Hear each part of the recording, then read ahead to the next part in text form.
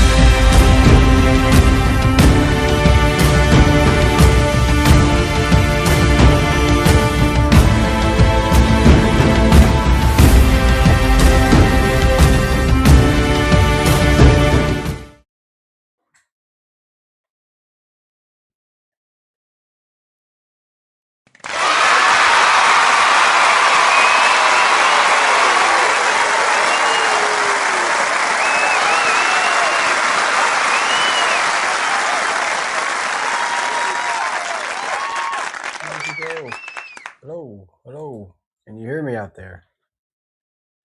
How is everybody doing today? Let me see. How's everybody doing today? I just want to double check the audio. Give me a quick second.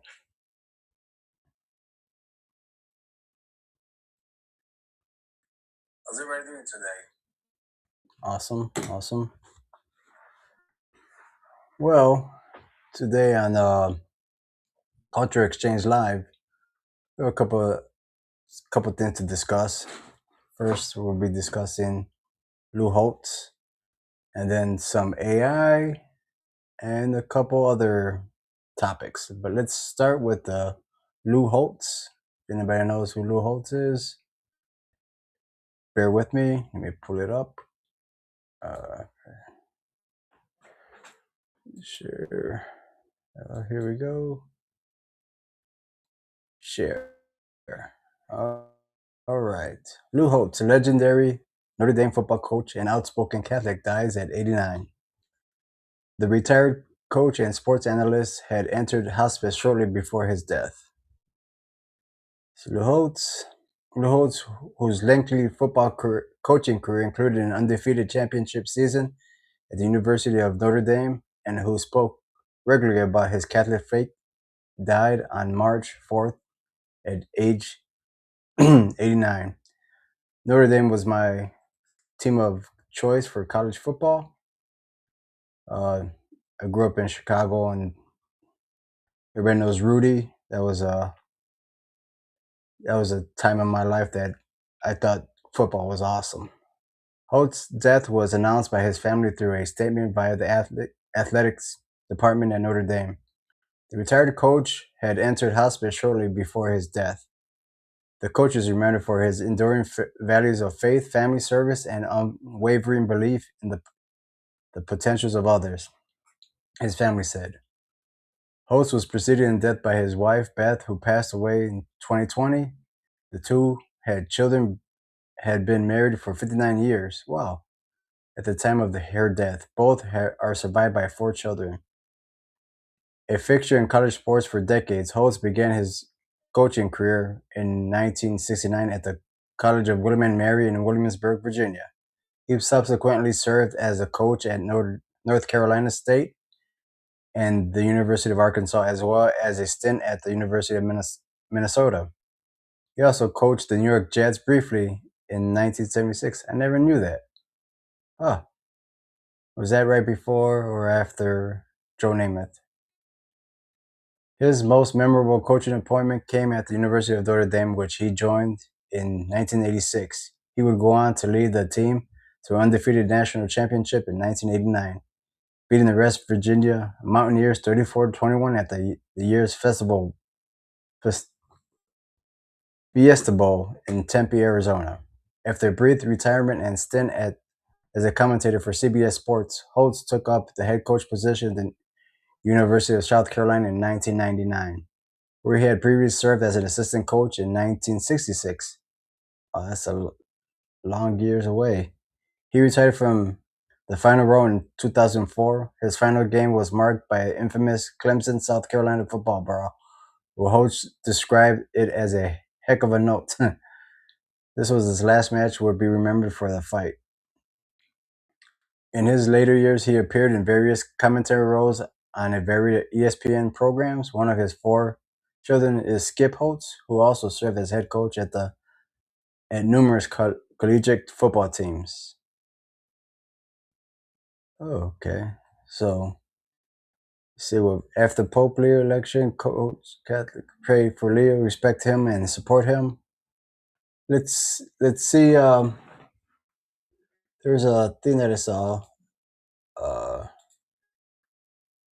It's a nice tribute Lou Holtz did at a commencement speech, I believe. Here we go. Let me play from the beginning. Bear with me.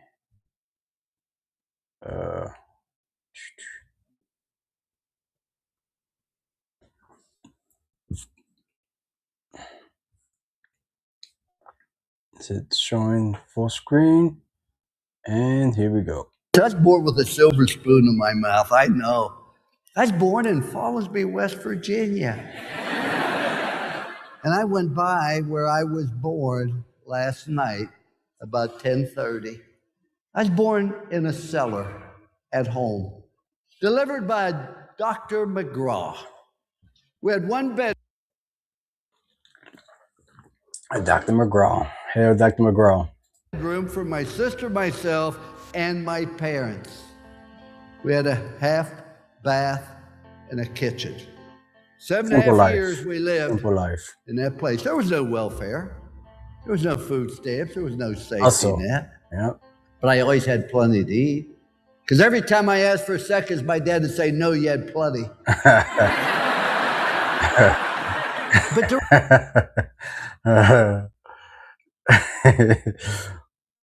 go drink some water. The reason I was born with a silver spoon, my dad had only gone to the 3rd grade. That's all the education he had. But why was I born with a silver spoon in my mouth? Because I was taught by my parents. Yeah, parents, mom and dad. Life's a matter of making choices, wherever you are, good or bad, because of choices you make. Yep, get the mom Don't and dad. Don't blame anybody else, but if you get an education, you're willing to work and overcome problems and difficulties, in this great country, you can amount to something. Hell. That's how I, that's why mom and dad. With a silver spoon. I was in this country and I was taught personal responsibility for choices you make. And when we talk about a commitment to excellence, that's a choice you make. What do you want to do? Having hopes and dreams and ambition. See, I think that is absolutely critical. Don't make the mistake. And this is awesome. This is a great tribute. God bless you, Lou Holtz. Let's send some prayers out there for him. Let's finish this up. I've done a lot of dumb things, but let me tell you the one thing I regret. We went to the University of Notre Dame. We took a program on the bottom. We took it to the very top. And for 9 straight years, we went to a January 1 bowl, the sugar, the cotton, the orange, or the fiesta. Nobody's done it before. Nobody's done it since. We put it on top and we maintained it. That's the thing I regret the most. See, there's a rule in life that said you're either growing or you're dying. Ooh. The tree's either growing or it's dying. So's grass, so's a marriage, so's a business, so's a person. Doesn't have a thing to do with age. My birthday candles cost more than a cake. Oh man, this guy. I'm loving it. Got some wit. Got some wit. But it has everything to do. Am I trying to get better? Am I trying to prove? We got on top and say, you know, this is pretty good. Let's maintain it. Let's not take any risk. We finished second in the country at Notre Dame. Everybody called me an idiot. Guy finishes Second. last Can you in medical imagine school. winning They second call him calling doctor. idiot? That doesn't seem fair. I missed that. Let's go back. Sorry about that. An idiot. The Guy second finishes place. last in medical school. They call him doctor. That doesn't seem fair. When I left Notre Dame, I never thought I'd coach again.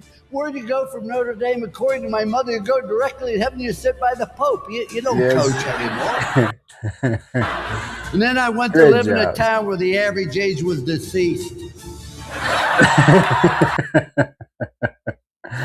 Oh, man. This guy cracking it up.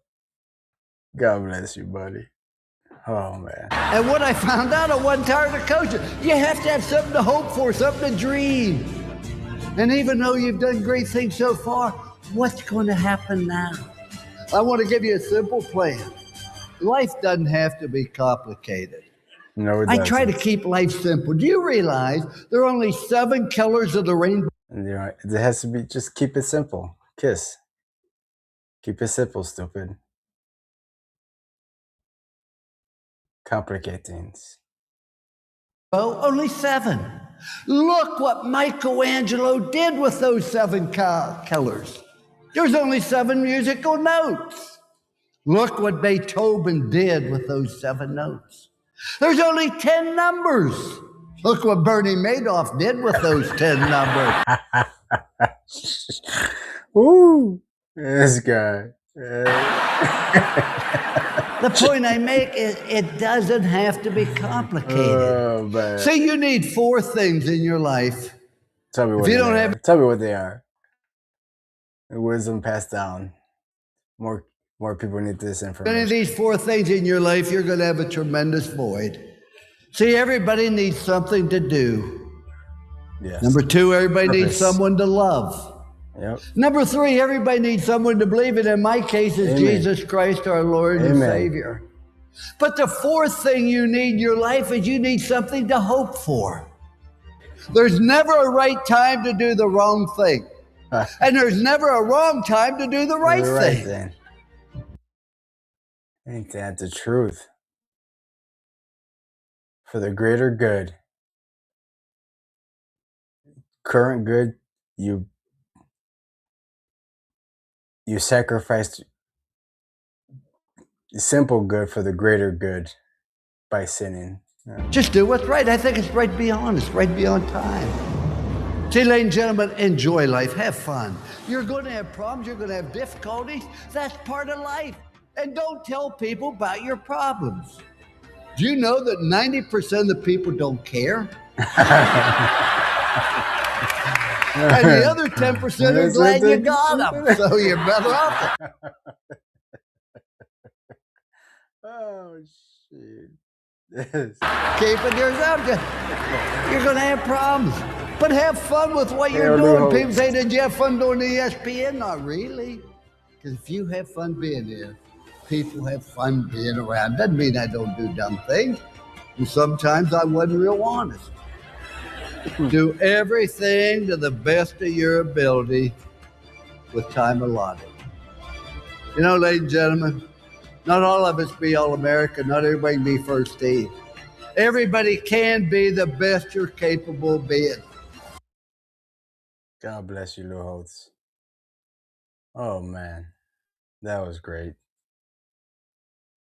That gave me chills. He did a great job there. Anybody else? Check it out. Check that Lou Holtz. God bless Lou Holtz. Say some prayers out there for him. All right. Next up is let's give me a quick sec. Ben, let's talk about some sad stuff that happens in the world to Christians. Let me present this. This isn't my way. That's why I shouldn't be here. Okay. Thanks for coming out tonight. God bless you. I know you have places to be. It's late, but thank you for being here with me tonight. Okay. So there's religious persecution. Holy See to UN, Christians are the most persecuted community in the world. The Holy See's permanent observer to the UN provided statistics demonstrating the extent of the persecution of Christians worldwide. This is by Amanda Martinez. She must be, I'm not sure, from Spain or Italia. Speaking at a conference in Geneva on March 3rd, Archbishop Iduro Bolsonaro, the permanent observer of the Holy See to the United Nations since 2023, decried the fact that Christians are the most persecuted community in the world. His address was titled Standing with Persecuted Christians, Defending the Faith and Christian Values. Terrero, who is also the Holy See's representative to the World Trade Organizations and the International Organization for Migration, stated that during 2025, almost 5,000 faithful were killed for their faith, the equivalent of 13 people a day. Almost 400 million Christians worldwide face persecutions or violence, making them the most persecuted religious community in the world. Wow, who would have thought it would be Christians, right? You think there's some other religions that are being persecuted? No, it's lies out there. The Archbishop stated that the victims are martyrs in the etymological sense of the term because they are witnesses to their creed who embody values that change the logic of power. From the perspective of international law, the Italian prelate emphasized that Christians are also victims of outrageous human rights violations and insisted that their witness should not distract from the responsibility of states whose duty is it to provide protection. It is the state's duty to protect freedom of religion or belief, which includes preventing third parties from violating this right. This protection has to safeguard believers who are targeted before, during, and after an attack, he stated. Oh, the problem of impunity. Archbishop drew attention to this issue of impunity for those who take the lives of Christians, which he referred to as one of the most serious issues in the global landscape of religious persecutions. After expressing his concerns for the millions of persecuted Christians, he noted that this scourge to which they are subjected affects countries across the world and continents, including Europe. In this context, he cites the recent report on hate crimes Institution of Human Rights, which recorded more than 760 hate crimes against Christians in Europe.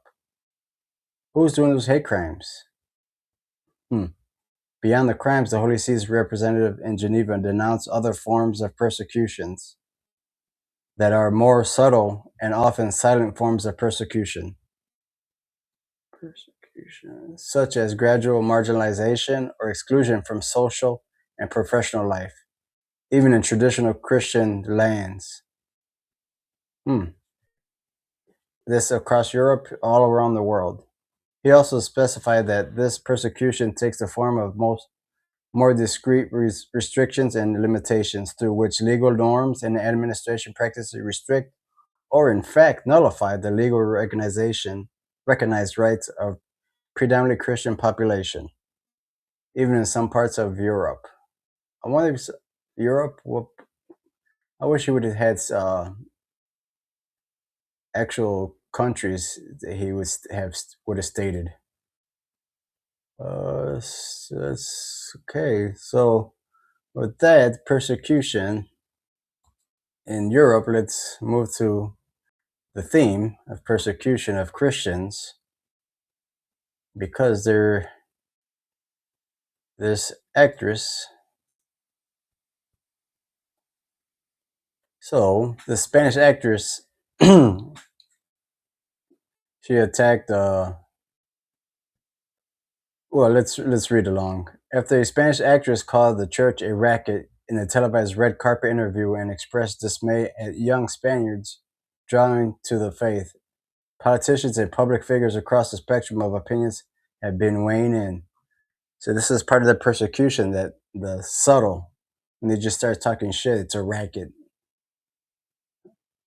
Comic actress Sylvia Abril made her remarks at the 2026 Goya Awards, the Spanish Oscars, in Barcelona. I refuse to accept that the younger generation coming up, this is what she said. I refuse to accept that the younger generation coming up has that kind of emptiness and that pull toward Christianity. Well, yes, because the previous generations created this emptiness. I was going to say the mystical, she added, but it's not really about the mystical. It makes me sad that they feel the need to believe in something and end up clinging to Christian faith. Why is that? I feel sorry for the church. You got quite a record going on there. It's over. It's over. Everyone out. Nope. Everybody back in because you're over. Oh. Brillo's comments caused an outcry with many Catholics, including Bishop Jose Ignacio Molina of Orihuela, Alicante, taking to social media to express their disappointment. Speaking to Crux Now, the bishop said Abrila's comments were a sign of spiritual struggle, search for a mood of expression. I believe there's demons. Well, there's a lot of satanic stuff going on in the movie industry and such. There's a good what's his name? Ryan with Father Chad Rippinger. He's an exorcist. You should check that out. It's pretty good. Pretty good podcast that he did. Continue. I believe that many anti-clerical reactions are a sign of uneasy conscience. Manilia said of the interior state that is not very peaceful. The church leaves no one indifferent because it embodies the sign of contradiction that Jesus Christ was, before whom no one remained indifferent. Many anti-clerical attacks conceal a subliminal defense. It is very significant that this woman feels bothered by the fact that young people are drawing closer to the church. Sounds like the demons and the devil are reacting somehow. How could that possibly bother her? Obviously, her discomfort reveals that she feels challenged by it, he added.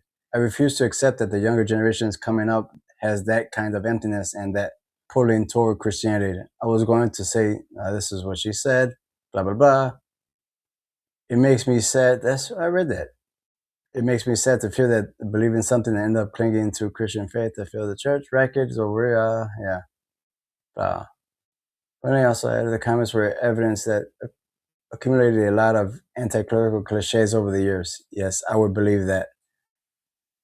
That the media, every movie that if there's a priest in, he's probably the bad guy or has ill intent.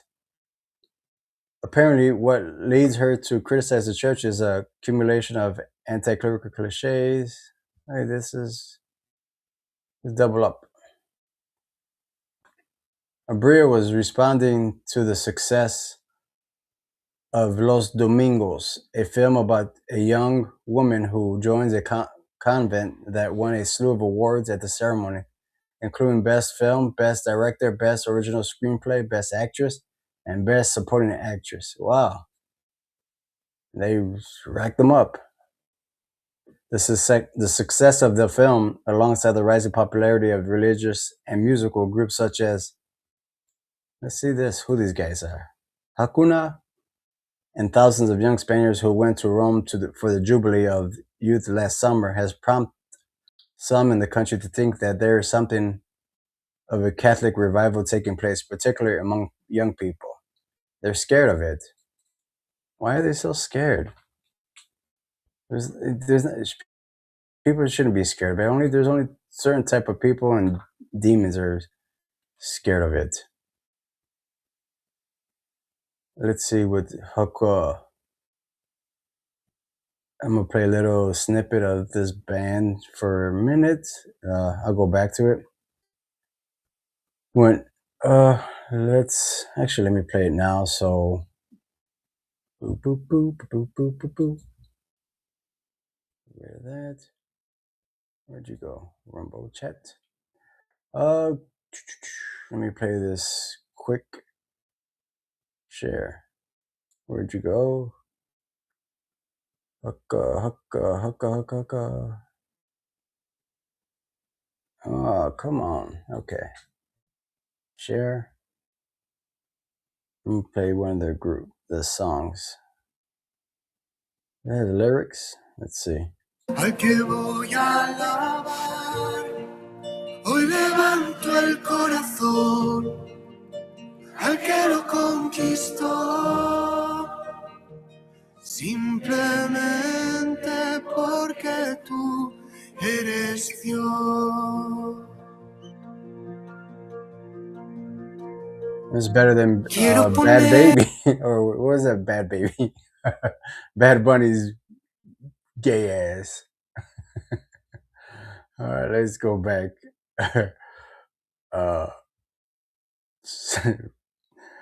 Bad Bunny.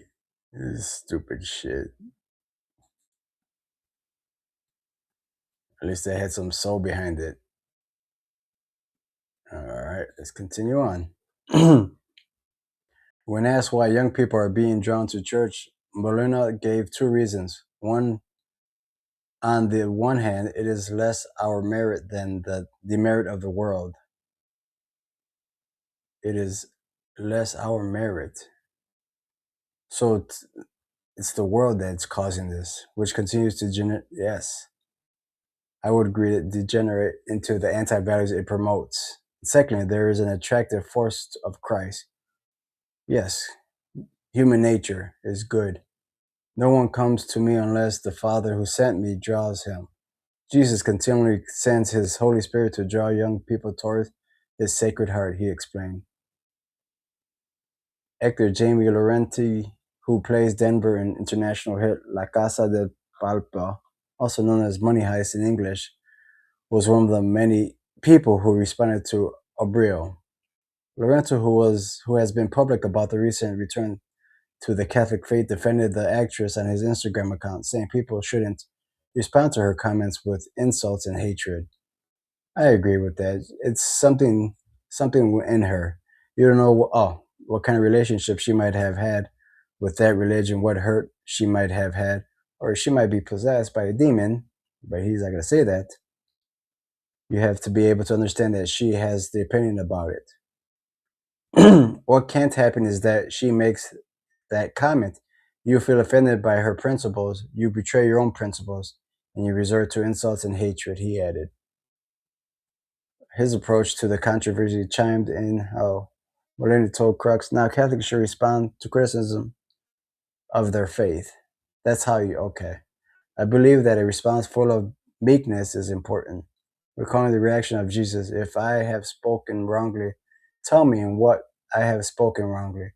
But if I have spoken rightly, why do you strike me? A subtle irony that does not become hurtful can also help, he said. It's part of the persecution. That was a subtle persecution that we read from the other article, is the demonic. But let's continue on with this theme of persecution of Christians.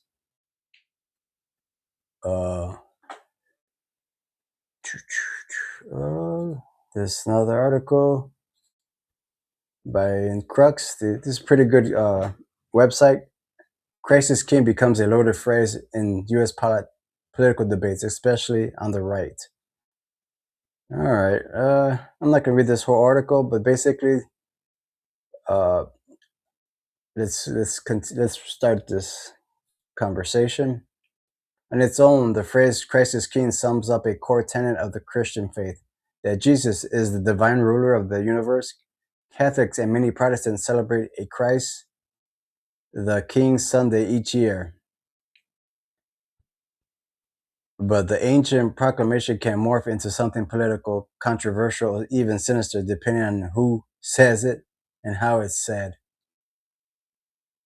No, but okay.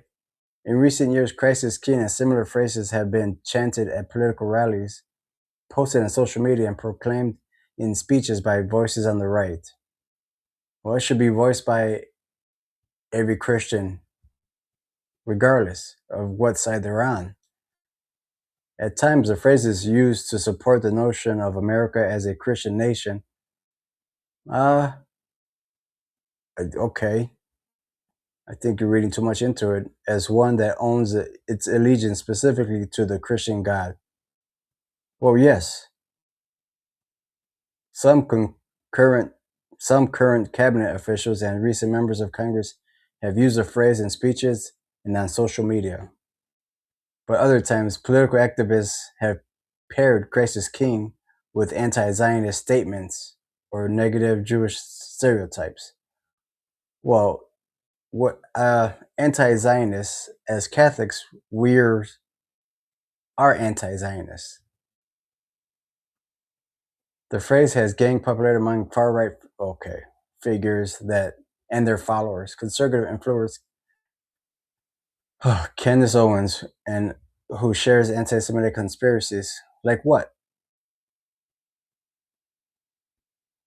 You can't just say shares anti-Semitic. At least give me something to click to, where I can see the conspiracy that you're speaking of. Somebody, if you're saying she's saying such things, Christ is King Coffee. Okay, so she's grifting, maybe. The controversy connects to a larger schism on the right, which some conservatives pushing it back against an increasingly vocal faction whose denunciation of Israel, critics say, often combined with blatant anti-Semitism. Some of the latter group insist that they're not anti-Semitic. Yes, exactly, just anti-Zionist. Hell, that is correct. That itself is a sharp break from what was once a near consensus of pro-Israel sentiment amongst Republicans. Yes, that started in the 1940s. The Judeo-Christian lie. But there are times when the use of phrases Christ is King is unquestionably hostile towards Jews, said in a 2025 report by the Rutgers University affiliated network Contagion Research Institute. But who not authored it, but who supported it, this research, a report. Analyzing social media posts between, yeah, but there's a lot of rage and fucking people trying to be provocative. The Institute reported a dramatic increase on the phrase Christ is King. Yes, maybe by, what if you say Christ is God, often used as a hate meme targeting Jews. The report lamented this deviation from its historical use as a hopeful, sacred affirmation with a biblical roots. The weaponization or hijacking of Christ as King represented a disturbing inversion of its original intent, rather than sacralizing. This is part of the persecution, because if you're saying Christ is King, you're automatically labeled this. This is a subtlety. A recent meeting, here we go. This is one. A recent meeting of the Religious Liberty Commission, a group President Trump created and appointed, but the phrase related controversy put the phrase at a February 9th hearing focused on anti-Semitism. One witness, Seth Dillon, spoke of often hearing people use the phrase Christ is King, followed immediately by a highly contemptuous slur towards Jews. Okay. This should offend every Christian. Yes, if they're being assholes, if they're being anti-Semitic, yes. The commission member Carrie Prejean Bowler repeatedly grilled witnesses about whether opposing Zionism could be construed as anti-Jewish. She said that as a Catholic, she opposes Zionism, but this is not anti-Semitic. Right. But asked Dylan if he thought saying Christ is anti-Semitic. Dylan said no, that as a Christian, he regularly declares that Christ is my king, but context matters. He testified the phrase had been co-opted by groypers. Oh, the Goyim? Alluding to the following of far-right influencer Nick Fuentes, who has spread anti-Semitic views.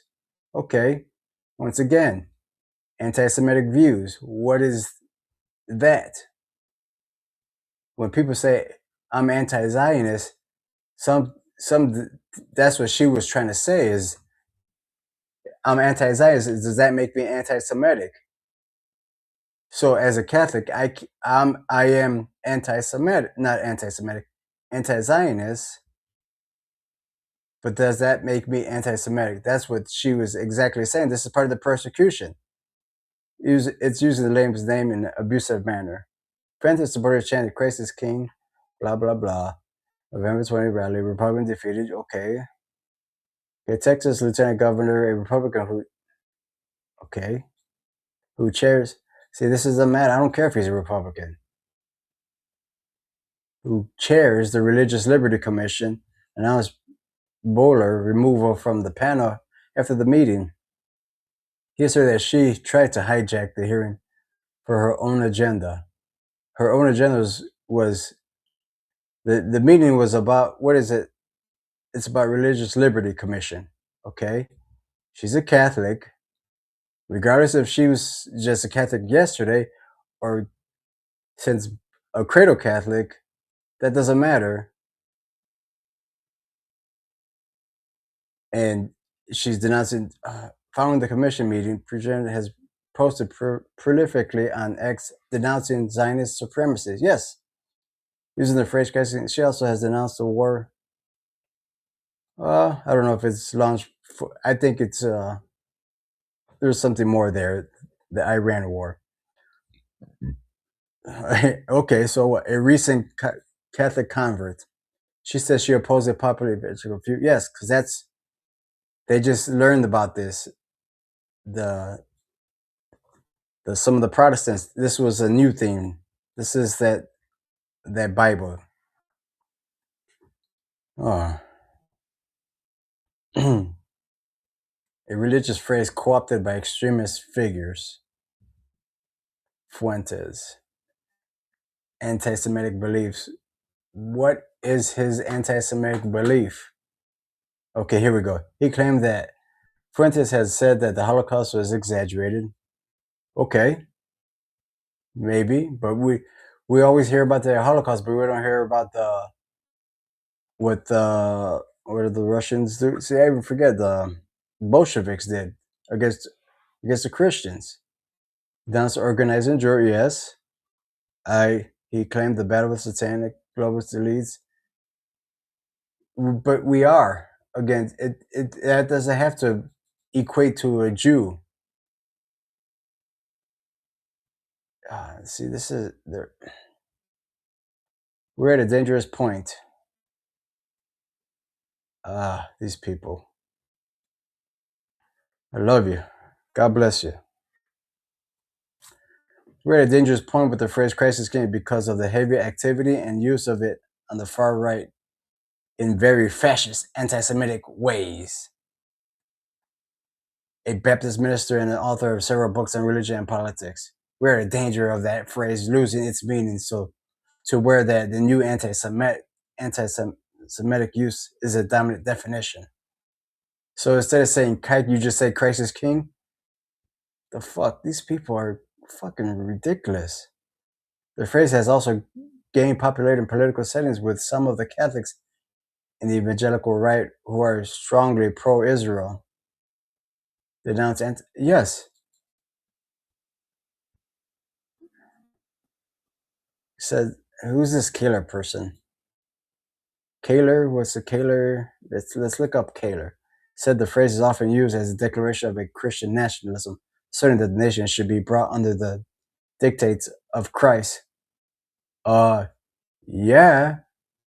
If you're Christian, you should want your government to be following Christian values. This, yeah. I think I'm done with this article. Let's finish it. It's almost done. A dispute over politics and religion. First, let me see who this Kaler person is. Kaler, where'd they go? Kaler, Baptist minister. Kaler, the Baptist minister.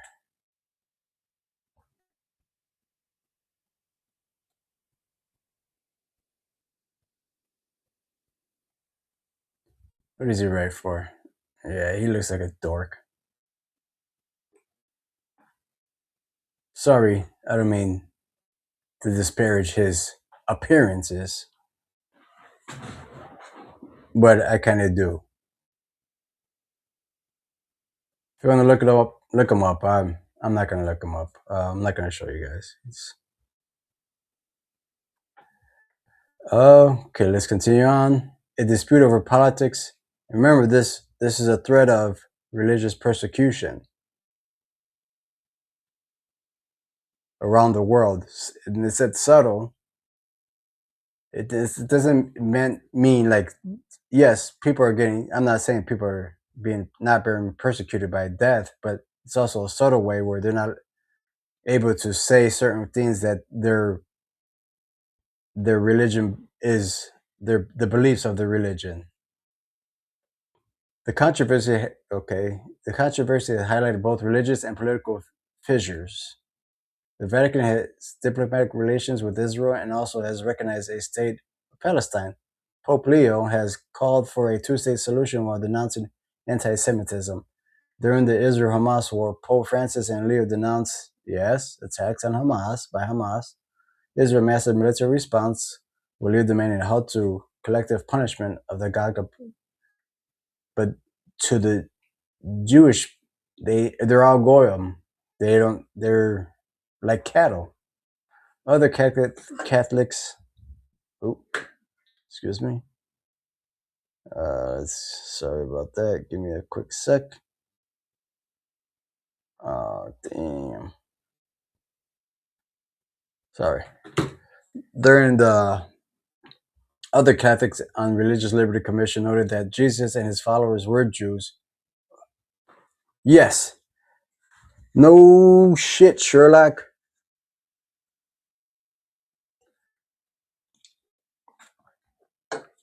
Yes, they were Jews, but Jesus came and they were supposed to follow him, the fulfillment. The Messiah had returned. Other Catholics on the Vatican document rejecting anti-Semitism. Yes, Christ is King is. See, they're trying to tell you Christ is King is not anti-Semitic, and they're blaming it of all Jews, including those alive today, for Jesus' crucifixion. Patrick, the commission chair, said that the dispute with Boehler reflects a real problem with a small group in our Republican Party. Oh, okay. So it's just anti-Semitism needs to be repudiated. So she said she was talking about anti-Semitism. Now, not anti-Semitism, anti-Zionism being equaling anti-Semitism. This is going to stir the party. He said on the Mark Levin show. Yeah. He said something on the Jew show. Yeah. But Persian Broler has galvanized supporters from a staunchly conservative group called Catholics for Catholics, a lay-led, self-described militant organization dedicated to the evangelization of this great country. It plans to honor, yes, hail, even the Kegs Award in Washington featuring speakers such as Owens.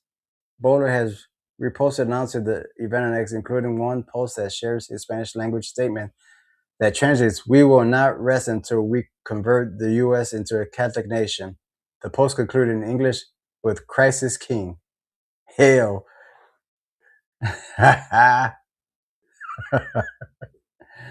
Bowler got it going on. Good job, girl. Man. Ah, persecution. Oh, it's not. It's not. It's anti-Semitism. It's anti-Semitism. I can see why. Continue on with that theme of persecution.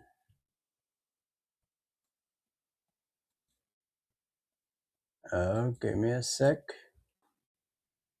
Yeah, is that it? I think that was. Oh, I wanted to show this. This was a great on the Sean Ryan. That's who it was. The Sean Ryan show. This little short that he had, and about what the evangelicals say about they're the chosen people. And when we were trying to say we're not anti-Semitic, we're anti-Zionist as Catholics. And I believe there's a lot of other Protestants out there saying the same similar things. Let me put this up. All right. Let's play. Unaware of that. Okay. Here we go. Most people are unaware of that. St. Michael is actually the guardian angel of the elect. That's why it was his job to kick out the demons from the company of the angels that remained faithful, who were the elect. That also means that he became the guardian angel of the Jews, the Jewish religion, in the beginning, because they were the chosen people. But once, according to the fathers of the church, they apostatized and rejected Christ, they ceased being the chosen religion and the chosen people. And now it's transferred to Christians who believe in Christ. So we're the chosen people now. That's Hell. the big mistake that people make, is still thinking that the Jews are the chosen people. They were, but they rejected their inheritance. They refused to accept Christ. This is why Christ was so harsh on them. He gave them one generation. So after Christ dies, the Romans destroy Jerusalem, and that's why now none of the Jews are practicing their religion, because none of them are offering sacrifices. That doesn't mean that they're not living up according to certain parts of the Old Testament and things like that. They're not following the religion performing the properly. ceremonial laws. And that's why they're so driven to rebuild the temple. Most people are unaware of that. St. Michael is actually the guardian. Persecution. If you're out there, Christ is God. Okay, they don't want you to say Christ is King? Okay, Christ is God. Then they'll come back and say, oh, you can't say that.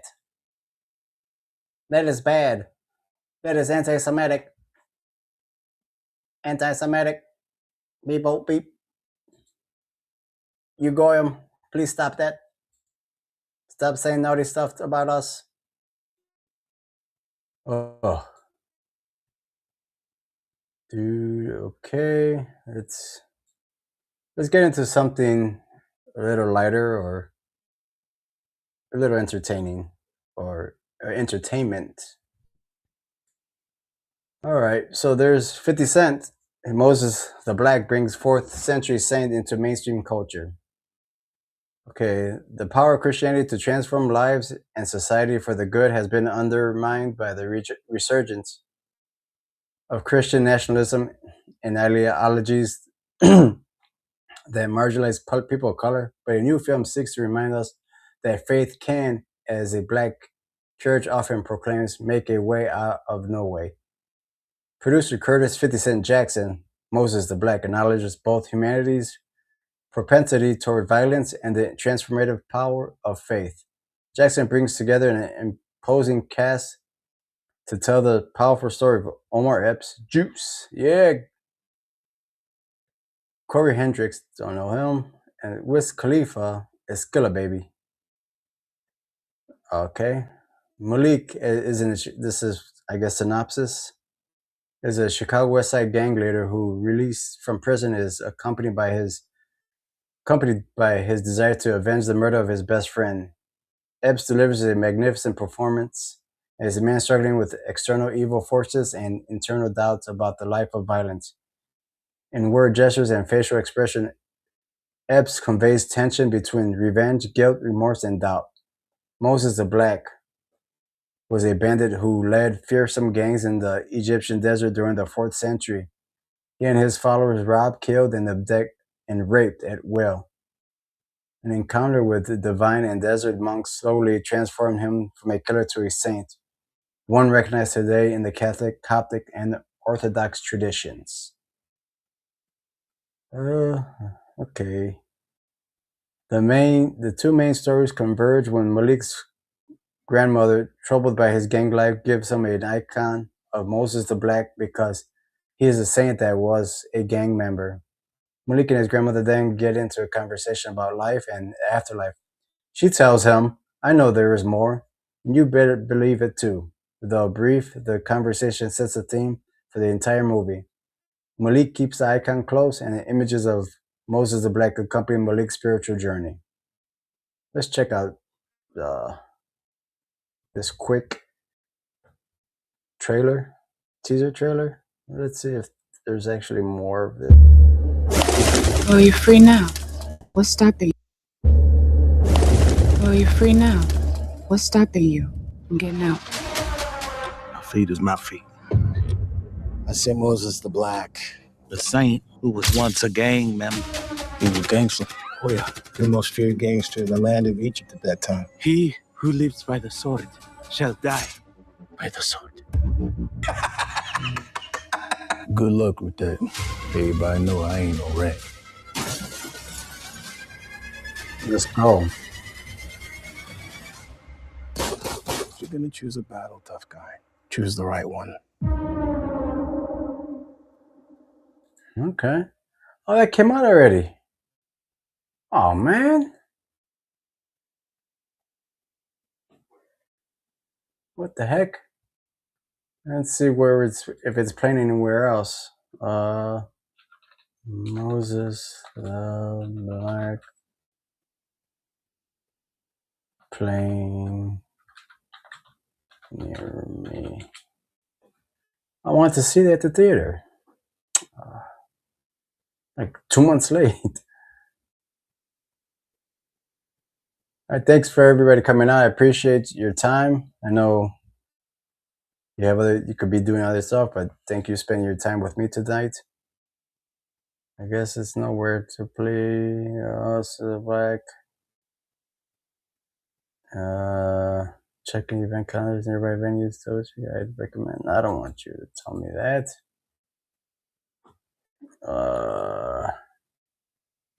Moses Black playing streaming. Let's say that is Amazon and Amazon. I guess if it's on there, I'll go watch it.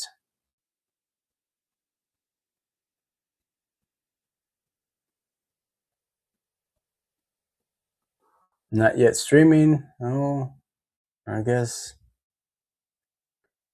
we'll look out for that. I was hoping it'd come out. I didn't see it anywhere. Well, damn. It just left me. It left me, guys. You guys left me. Play some of this other music back. Beautiful music. Where'd you go? What am I doing next? I am going to talk about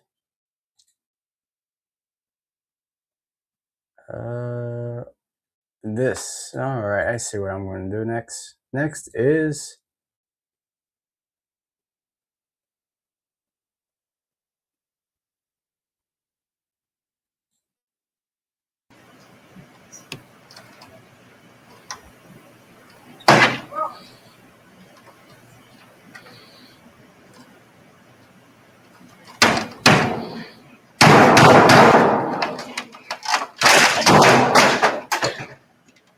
face a new nightmare. The war against the machines. yeah.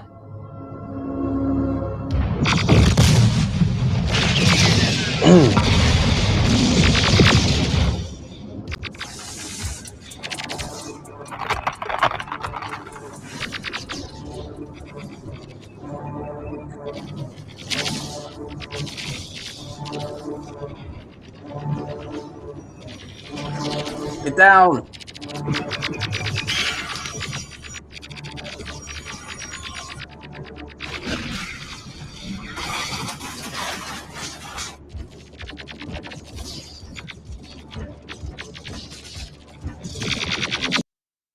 All right. All right. Continuing on our new segment when we talk about AI. Since ChatGPT's release in November 2022, headlines about artificial intelligence has been sensational. AI is being touted as a panacea for everything from educating our youth to curing cancer. As pressure mounts to fundamentally change the way we do everything, so does anxiety. While some are bullish enthusiastically about AI, others find the hype nauseating. AI is affecting an ever increasing segment of the population, including Catholics. According to Catholic theologian Henry Carlson, the church has long engaged the sciences, even as it has cautioned against their misapplication in theories which do not have enough evidence or in fads which die out. With that in mind, it is worth taking a sober look at artificial intelligence. What is it? What is it not? What it can do and what it cannot do. There is no consensus on the standard definition of artificial intelligence. Nevertheless, AI is generally understood as the field of science and engineering concerned with building a semblance of intelligence into a computer system, the ability of reason, learn, and act. Our definition of AI that I like is from Elaine Rich and Kevin Knight's Artificial Intelligence, the study of how to make computers do things which at the moment people are better at. For instance, what's a Visas?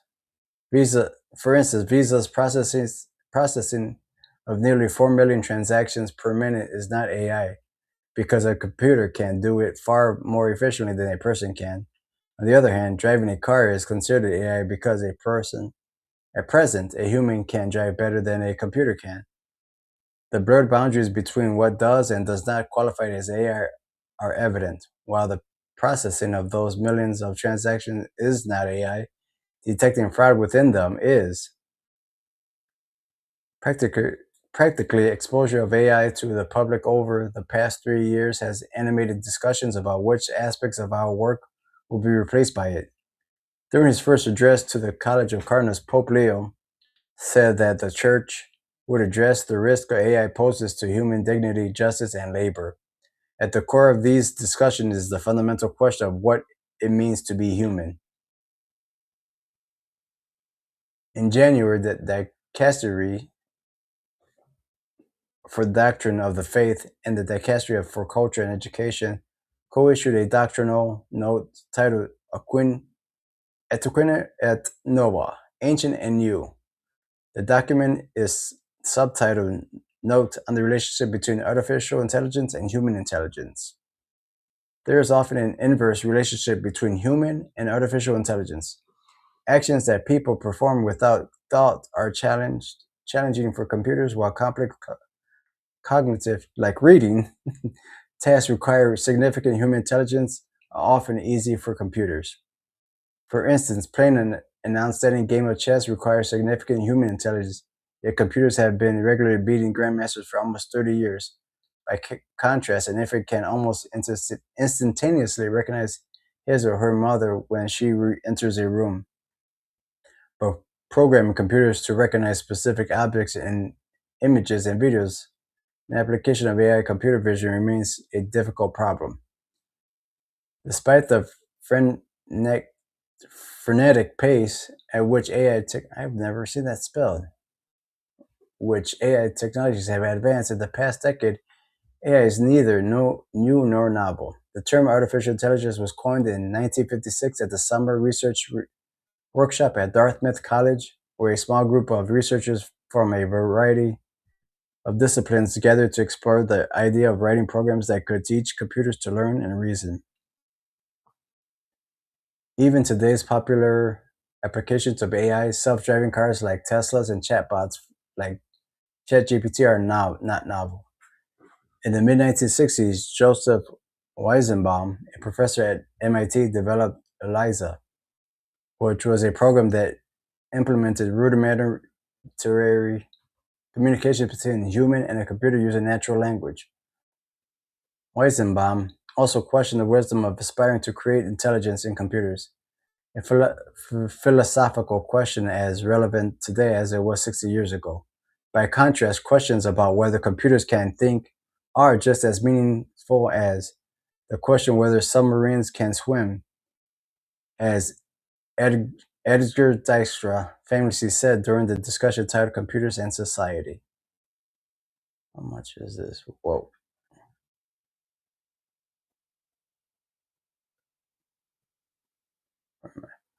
We are often duped by the appearance of human behaviors in computer systems. Today's chatbots, despite their use of large language models, do not have a model of language. Rather, they possess sophisticated statistical models of correlation between words. An LLM generates a response to a user prompt by taking the sequence of words in the prompt and predicting the next word, then using the extended sequence to predict the following word, and so on. This iterative prediction process, akin to the autocomplete feature in email applications like Outlook, is called generative AI and creates the illusion that we are having a natural dialogue with Chat GPT. This description is reinforced by the words we use to describe these computer processes, words such as training, learning, and understanding, which refer to human activities. The deep in deep learning does not refer to depth of understanding. The system has no understanding of anything. Rather, it is a technical term referring to the structure of the neural network, which contains many or deep layers. Yes. Artificial intelligence, however, is an apt term to describe the field because AI is not natural intelligence. It is a simulation of natural intelligence. As Joseph McCrae Mellenchamp, Emeritus Professor of Management at the University of Alabama, has said that the artificial intelligence is real, but the intelligence is not. The word artificial comes from Latin roots, meaning skill and to make. AI is also not magical software that will one day spring to life, as in the fictional creation of Mary Shelley's Victor Frankenstein. Nor will AI replace human beings in some recurring doomsday Kafkaesque nightmare. Mathematician Hannah Fry has observed that worrying about such catastrophes is like worrying about overpopulation on Mars. Ha! I like that. The scientific term for humans, Homo sapiens, wise man, highlights the truth that intelligence is fundamental to man and inseparable woven into what it means to be human. Human beings are created in the images and likeness of God, and no advances in science or technology are ever going to change that metaphysically reality. Human intelligence involves consciousness and free will. AI systems are not sentient. They are created and controlled by humans. What the field of AI has achieved, and that is no small scientific feat, are simulations of isolated facets of natural intelligence targeted to a specific set of tasks within particular application domains. This is known as narrow AI. Narrow AI excels at straightforward, tedious, and highly repetitive tasks, especially where the consequences of failure are low.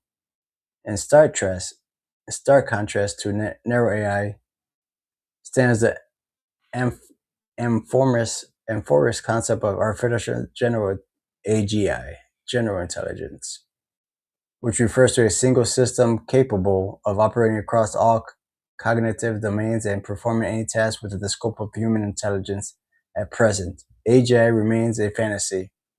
AI is part of a long continuum of technological advances that shape human history, and like those before it, will likely bring short-term disruptions. At this point, the magnitude of any long-term effect of AI on culture and society remains unclear.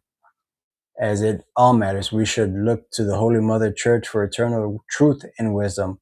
As we continue to grapple with complex issues surrounding AI, I pray Lord, the earth is filled with the fruit of thy works.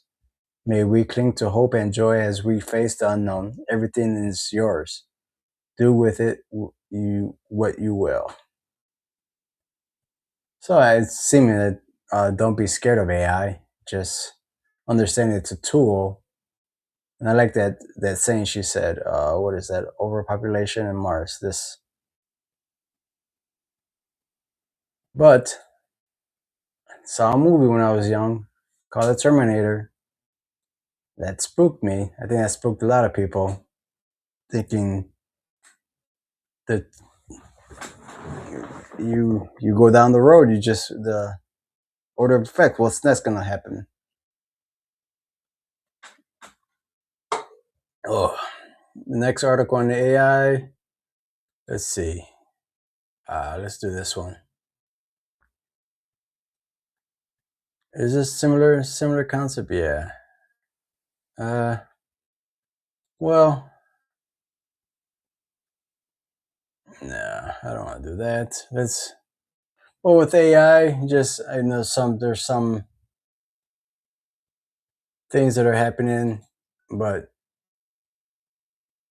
there's good news also. There's people that are trying to resist against AI and what AI does. And the directors of Project Hail Mary said they claim no green or blue screen was used in production of the movie.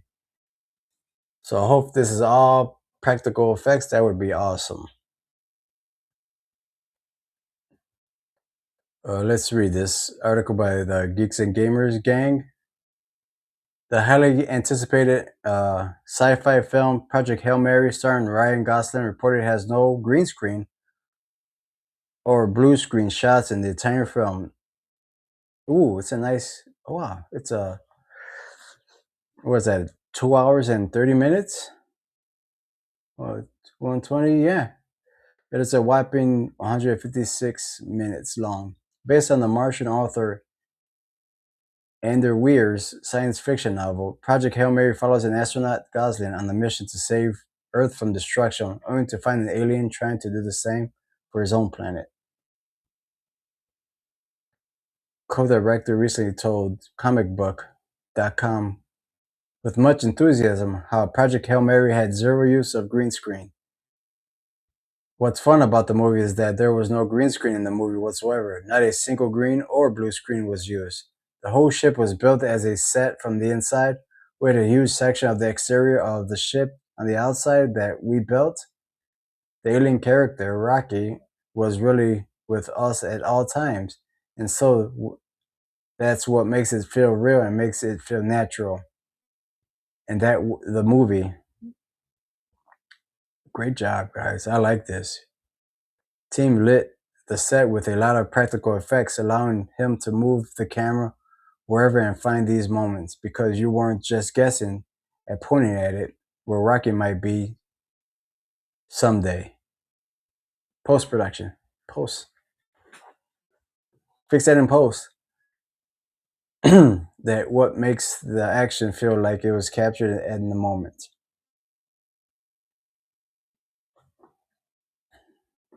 According to Puck, Project Hail Mary has budgeted. Oh, nice size. That's a good budget. It's a little expensive, but honestly, it's a world war. But if it's all practical effects, good job. Hollywood uses expensive visual effects to bloat their budgets through the roof. This is a welcome change to the return to a time where more studios would use practical effects, which end up making the film feel timeless despite when they were made. However, Miller took to clarify that just because Project Hail Mary didn't use green or blue screen doesn't mean they didn't use any CGI. What's that mean then? I guess this green and the blue screen is the background. They probably added CGI inside the movie itself. Thus far, the reviews of Project Hail Mary have been very positive. The tickets are selling like no tomorrow. So it's safe to say that people are looking forward to this film, even after 10 years since The Martian, the last Andy Weir adaptation. which has the same kind of quippy protagonist. One critic even compared the film to Christopher Nolan's Interstellar. Oh. And quite frankly, the film's marketing has been pretty stellar. Gosling is a big draw with his impressive acting range and well-known filmography. It also refreshed to see sci-fi film use practical sets after so many films have relied on green for so long, and even the location is some mundane than a spaceship. By the trend, this is looking to do very well in the box office once it's released in a mere couple of weeks on March 20th. 2 weeks from now. Now the floor is open to you, all of you. Are you excited to see Project? And yeah, I'm excited to see it. Hope you guys are. And I hope I press this to be displayed. All right. Let's take a quick peek at the trailer of this.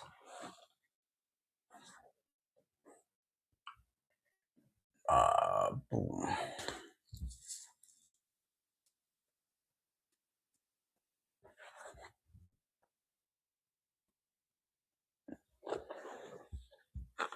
It's getting hot in here. All right, let's take a quick trailer of this. I think I'm gonna get my tickets. Stop sharing that. Should I just press the? Let's see if I can do that. Give me a second. See. No, don't want to do that. So I gotta go here. Let's do that. All right. Let's share this. I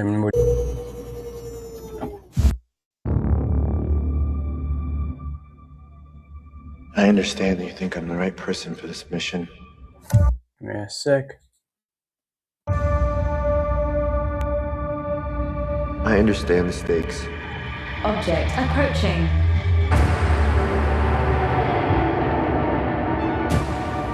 If we do nothing, I'm excited about this. I can't wait till this comes out. I would suggest it's all practical effects. They did a great job, and so far, extinct. They're enjoying it. Dr. Grace. And we need some good movies out there. We need Hollywood to come back with some good movies and stop all the silly shit that they've been doing the last 10 years. The world is counting on you.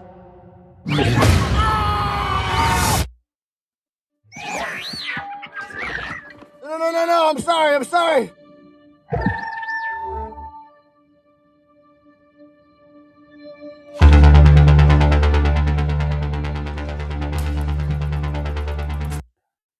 Man, he's a good actor. I wonder. Pretty cool if Jim Henson, they hit them up.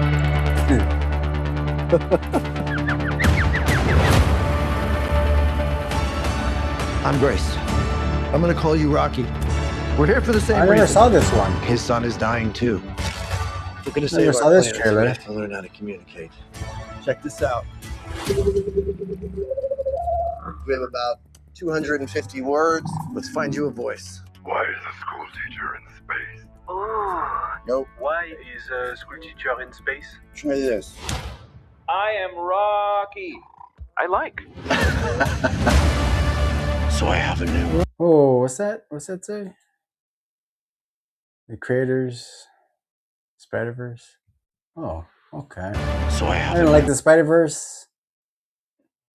Black Recluse, aka Miles Morales. Roommate now. Hi, Grace. Together, we're pretty smart. But no one's ever done this before. The heck? It is time go. I think you're being go time, pal.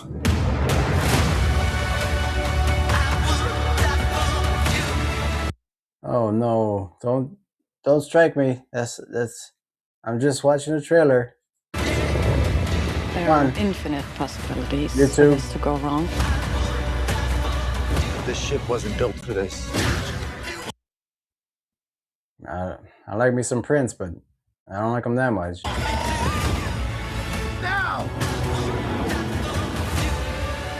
If Grace Rocky saves stars, we can go home. I wonder why he's in that box. He can't breathe?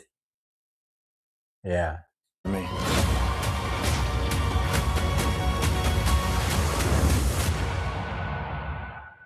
Come on. I will not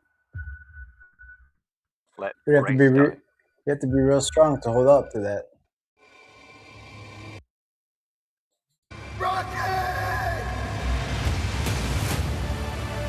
Adrian! All right. Go see it at the IMAX because that's where I'll be watching it there. All right. Green screen AI. Moving on to video games. Another trying to get away from AI, which I appreciate. Get some human soul in such things. I'm excited about this game coming out. It's called Crimson Deserts. The main NPCs are fully voiced by humans. Crimson Desert's sprawling world will feature voices performed by real people, according to Pearl Abyss director of marketing Will Powers, though he wouldn't say whether that includes 100% of the NPCs. So probably not. I can see why to try to, because it could be automatic what they say. It might be updated, like depending on what the situations. During an interview with YouTuber, Powers sat down to discuss Crimson Deserts after chatting about the game's DNA, its evolution from Black Desert Online prequel to a full-fledged project, and the density of the game's world for an hour. Powers was asked about whether the voices for the myriad characters you'll meet are performed by humans or not. Is this him saying it? No, that's the gameplay. You want to watch a gameplay of it? Oh, they sniped me out of there. I'm not going to criticize other games, but all of our voices are done by humans, he said. I'm refraining from saying 100% of the NPCs have human voices, because if that's not the case from even one NPC, yeah, I don't want to. You lied. There was one guy that said 2 words. Okay, let's check out Powers. I'm excited about this game. I would recommend wishlisting it. Let's see, where's the gameplay? This is a lot going on here. I thought there was something that came out last week. Behind the voices. I guess this one, the featurette. Let's check this. Verify age. Oh, come on, dude. Really? Get out of here. Unpin. Go back. Get a reminder. Okay. No. Really, dude? You see the...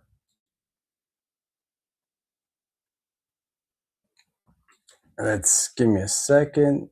I lost Crimson Desert.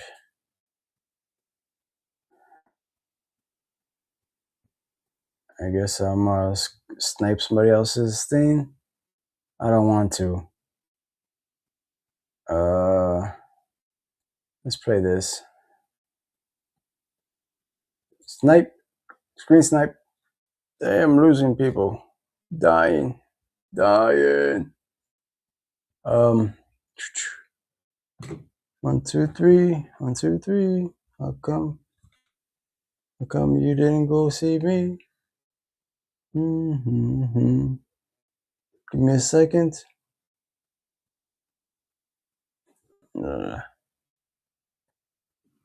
Forget it. Forget about it. Let's go here. Share. Crimson Desert. Project Hail Mary. Share. Citizens of Pywell. Today, a new chapter in this land's history shall be written by our own hand. We fight those who wield power to prey on the weak. It was like Sauron. Oh, Sauron. Beasts who think themselves men. That is what it means to be a Greyman. The time has come to do what we believe to be right. Cliff, seek out your Greyman comrades. Uncover the truth that lies within. What is he writing? Is that a wolf? And let your heart speak without fear.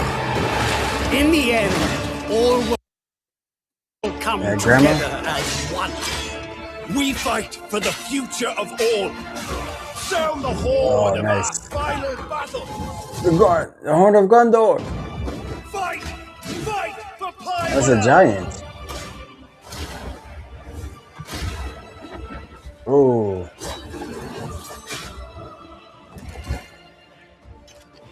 Oh, he's gonna blast his ass.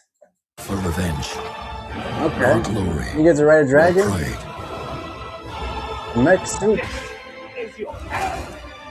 Oh man.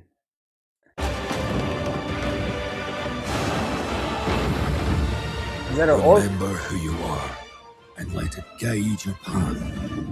For at the end of it, awesome. You will find the answers you seek.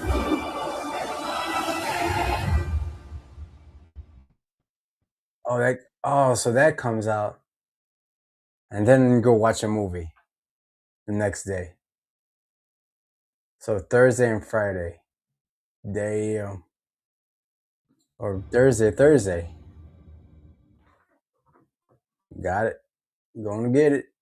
Good. Let's go. All right. Let's see where we're at. Thank you for everybody coming out tonight. I appreciate your time. I know it's a hectic week. There's a lot of stuff going on. I hope you have a great weekend. Let me scope out one more thing. I wanted to see that I missed the Capcom spotlight yesterday, so I'm gonna just skim through it. If you guys don't mind watching it with me.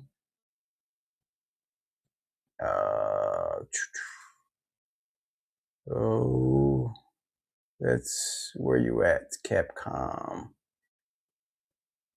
Capcom spotlight. Let's go.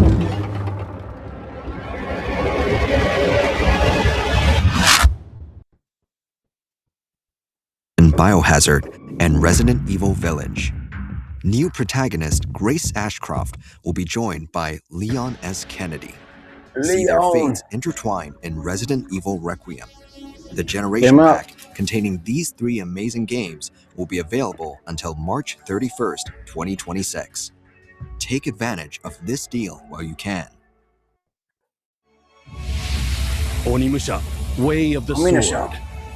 Capcom proudly presents the latest all-new entry to the Onimusha Swordplay action series.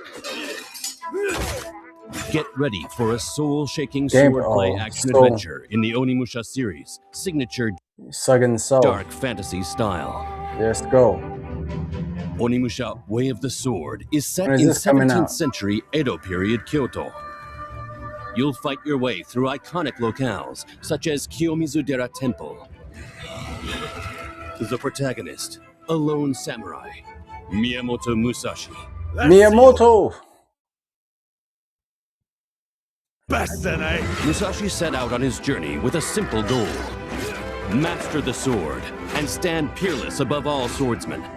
But the Genma had other plans. Musashi is struck down, but finds himself revived with an Oni gauntlet on his arm. Now, Musashi has a new goal. Rise up against the monstrous Genma ravaging the land. And carve himself a new fate. But his path is not a lonesome one. A vibrant cast of allies awaits. Musashi! And his old rival, Sasaki Ganryu, stands firmly in his way. with blade in hand. Oh, if you guys didn't see, there's a Netflix show. I think it's called what is it? Fighting Samurai? What is it called? Damn. Samurai show on Netflix. What is it? The Last Samurai Standing. I would recommend that movie or that show. It's a great show. It's very enjoyable. I think it's subtitled, but it's worth a watch. Continuing. Where'd you go? Here you are. And fate in the balance. Will Musashi's bloody battles against formidable foes deliver him hope or despair? Kyoto's history is abound with many strange tales and unsettling mysteries. Demon Slayer. And you can experience strands of these hidden legends woven throughout the story.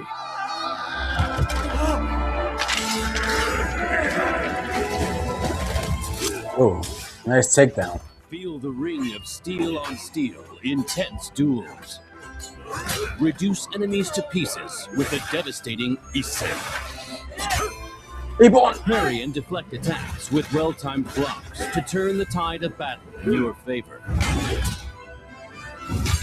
Guys, Capcom. And, of course, absorb souls with the Oni Gauntlet to recover health or ready powerful abilities. Oh, moving from one bloody and desperate battle to the next. Using the Musashi environment. searches for his That's reason awesome. to fight. What answers will he find at the end of his blade?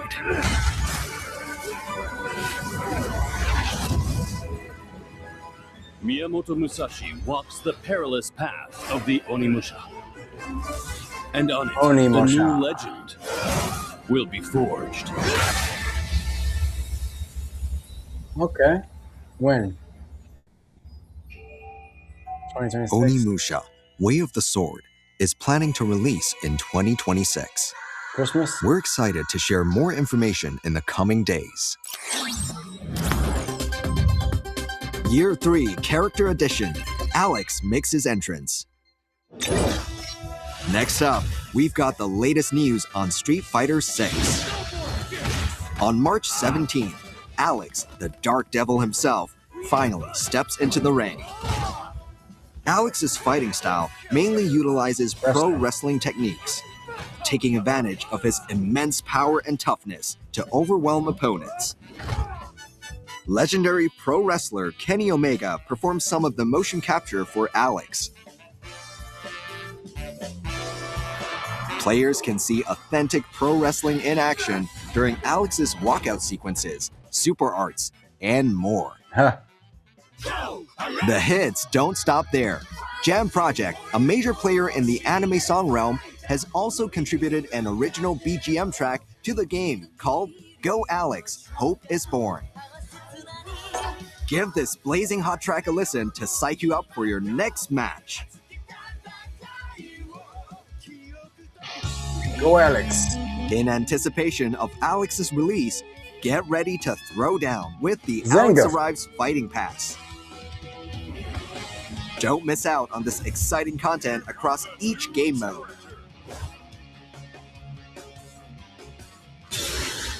Now, here are some details on Outfit 4. Alongside Alex's Hello release, there. we'll be adding Outfit 4 for 2 characters. Ooh, Here's a sneak Youngly. peek. Get those cheeks out. I'm ready to go. Bring the heat. We're gonna captivate. DJ. Yeah. We're gonna crank it up. Get back, baby. Smash. Factual and magical. Sunrise. Elena. Yumbo, let's dance up a sweat. It's time to party. Let's move. Where's she from? That was no sweat at all. You ready? We're gonna do this. One, Yeah. Uh-oh. You're doing capoeira. Good night.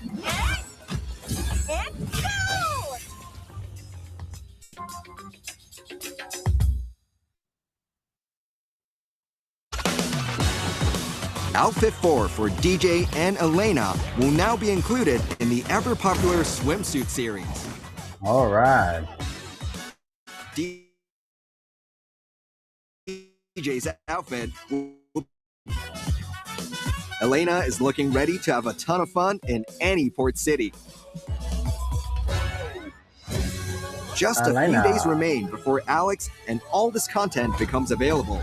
So we hope you are as excited as we are.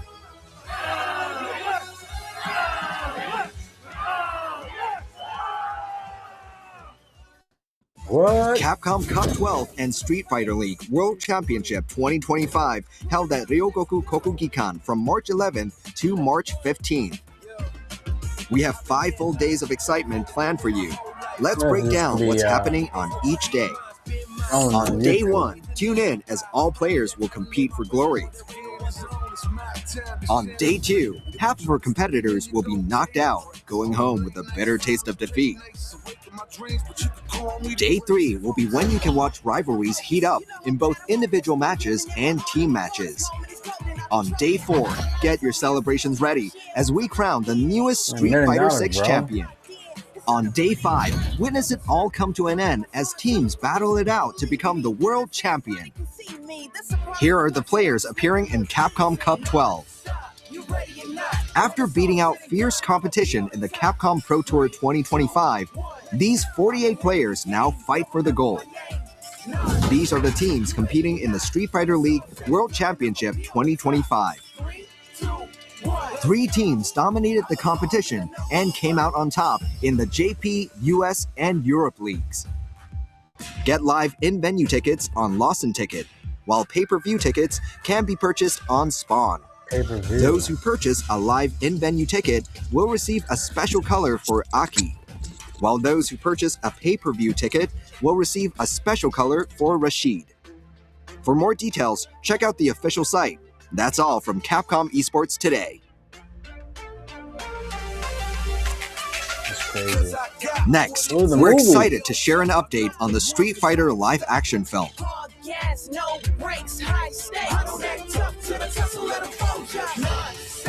The movie is set for a worldwide theatrical release on October 16, 2026.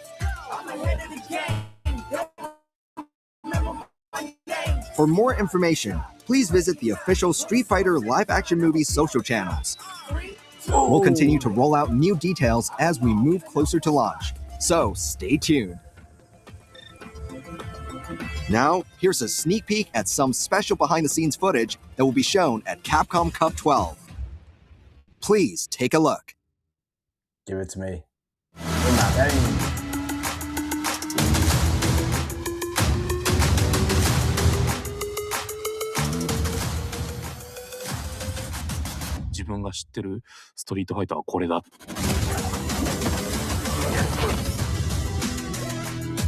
That's a pick from Overkai.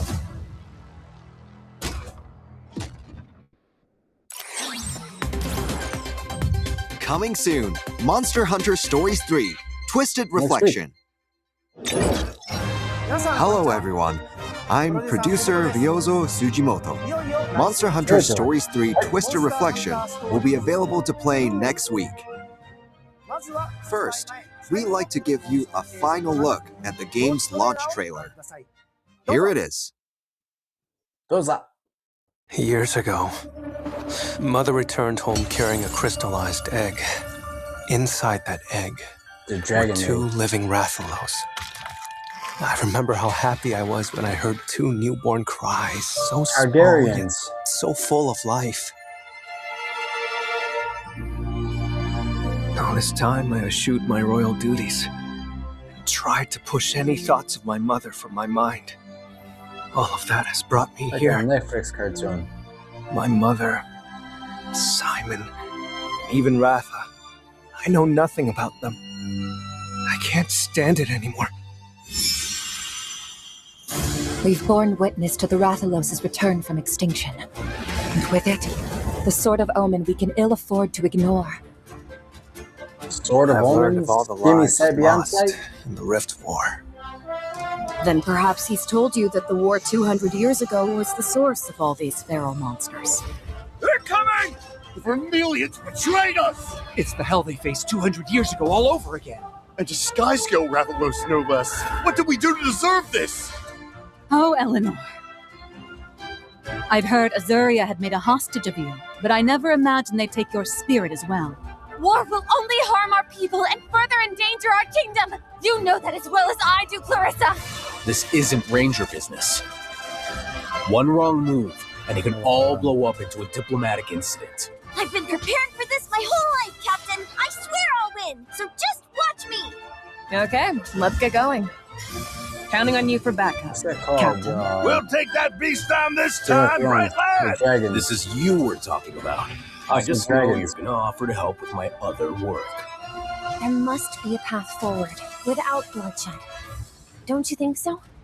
We've all got your back, so stand tall. We know you can do this. 2 centuries ago, our ancestors committed a grave sin. We have to accept these transgressions. And as riders, it's our responsibility to right these wrongs. Do they kill the monsters? Come on! Capture them.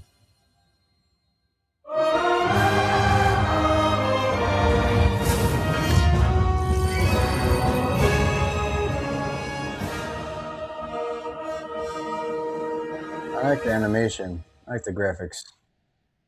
Simon!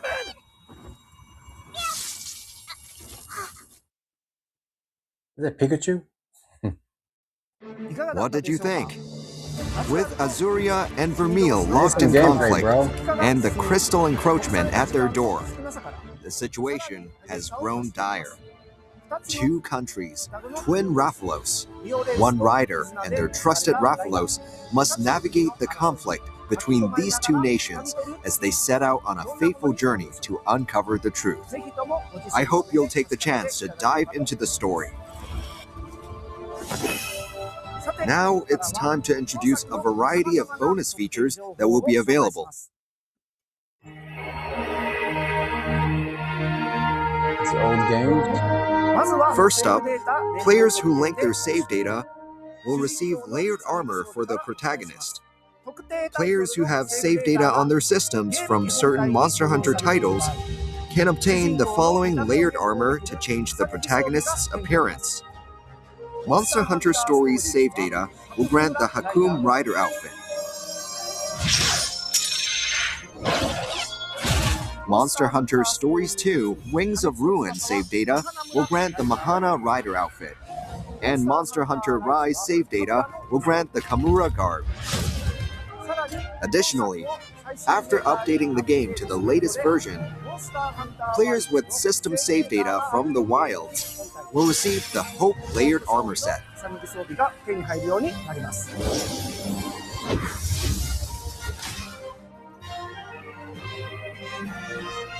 Capcom ID link bonus.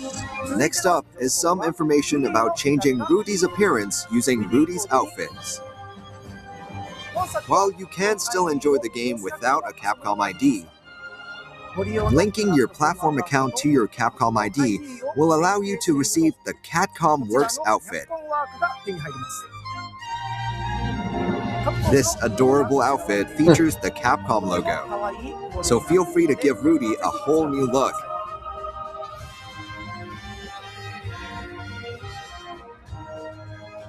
But wait, there's more. We're also releasing some free DLC that will release simultaneously alongside the game itself. There's the accessory, Gold Circlet, which can be equipped as headgear during character creation, as well as layered armor for Simon, Wind Wyvern's friend, which changes his appearance to the Legiana armor theme. These 2 items will be offered as free DLC.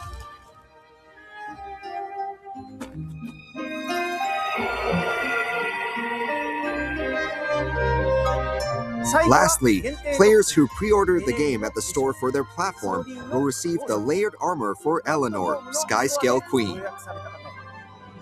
Those who purchase physical copies that contain a download code can also obtain it. You can access all appearance-changing content at the chests located at the Ranger bases.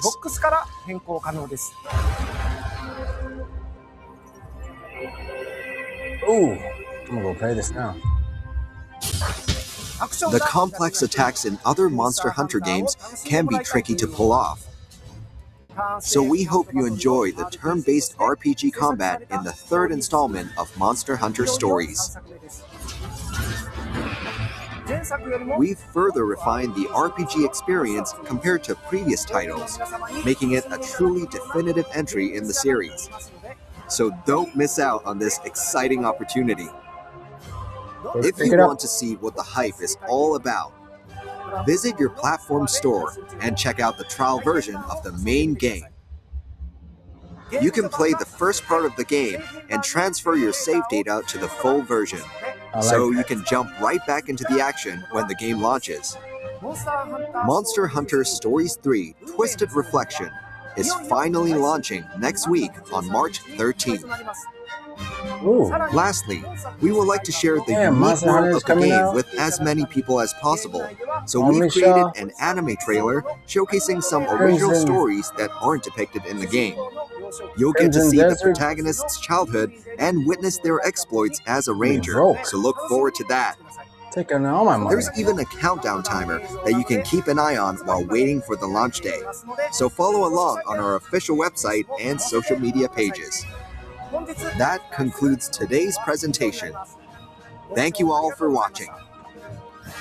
We hope you enjoy playing through Monster Hunter Stories 3 Twisted Reflection. That's all for today's presentation. Thanks for tuning in. Lastly, we'll be holding a survey regarding today's show. Viewers of this broadcast are invited to share their thoughts. All right. Well, what you guys think? Write in the description. Help me out. Subscribe. Appreciate everybody coming out tonight. Just want to say God bless. Stay safe out there. Memento mori. Have a good one, gentlemen. Ladies and gentlemen. See you around. Before we go, let's play my favorite bumper that I have.